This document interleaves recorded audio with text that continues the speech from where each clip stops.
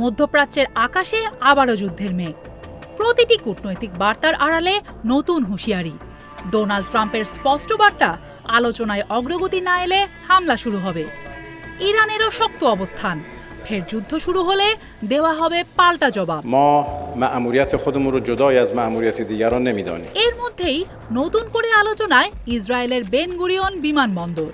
Satellite image বিশ্লেষণকে উদ্ধৃত করে বলা হচ্ছে, সেখানে ধাপে ধাপে যুক্তরাষ্ট্রের সামরিক জ্বালানি ভরার ট্যাঙ্কার মোতায়েন করা হচ্ছে। সংখ্যাটা এরই মধ্যে কয়েক ডজনের কাছাকাছি পৌঁছেছে। এটি আসলে সামরিক উপস্থিতির চেয়ে কৌশলী বার্তারই ইঙ্গিত দেয় বেশি, যা হতে পারে আরও বড় কোনো পরিকল্পনার নীরব প্রস্তুতি। এদিকে কূটনৈতিক অঙ্গনেও চাপ বাড়ছে। যুক্তরাষ্ট্র ও ইরানের মধ্যে পরমাণু কর্মসূচি নিয়ে আলোচনা চলছে, কিন্তু কোনো সমাধান আসছে না। এক পক্ষ চায় ইউরেনিয়াম সমৃদ্ধকরণ পুরোপুরি বন্ধ হোক, অন্য পক্ষ চায় আগে যুদ্ধবিরতি ও অর্থনৈতিক অবরোধ প্রত্যাহার। দুই অবস্থানের মধ্যে দূরত্ব এখনো অনেক। এই অচলাবস্থাতেই প্রশ্ন উঠছে, চাপের এই কৌশল কি শেষ পর্যন্ত সমঝোতা আনবে, নাকি উল্টো সংঘাতকে আরও জোরালো করবে? মার্কিন পররাষ্ট্রমন্ত্রী মার্কো রুবিও বলেছেন, আলোচনায় কিছু অগ্রগতি হয়েছে ঠিকই, তবে তেমন বড় কোনো সমঝোতায় পৌঁছানো যায়নি।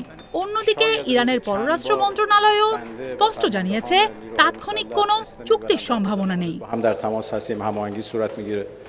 পরিস্থিতি আরও জটিল করে তুলেছে পাল্টাপাল্টি হুঁশিয়ারি।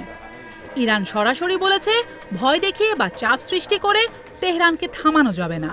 একই সময়ে আইআরজিসি ঘনিষ্ঠ তাসনিম নিউজ বলেছে, বর্তমানে তাদের প্রধান লক্ষ্য শুধু যুদ্ধের অবসান।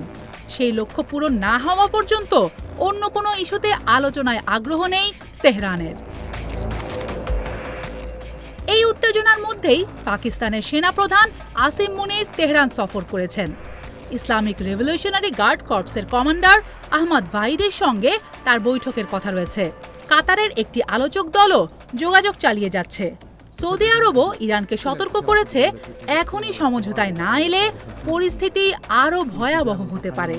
অর্থাৎ খালি চোখে যতটা উত্তেজনা দেখা যাচ্ছে, গভীরে চলছে তার চেয়েও বেশি হিসাব নিকাশ।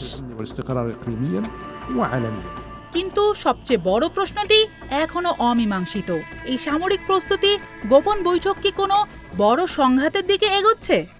পর্দার আড়াল থেকে কি এমন কোনো সিদ্ধান্ত আসছে যা মুহূর্তেই বদলে দিতে পারে গোটা বিশ্বের সমীকরণ?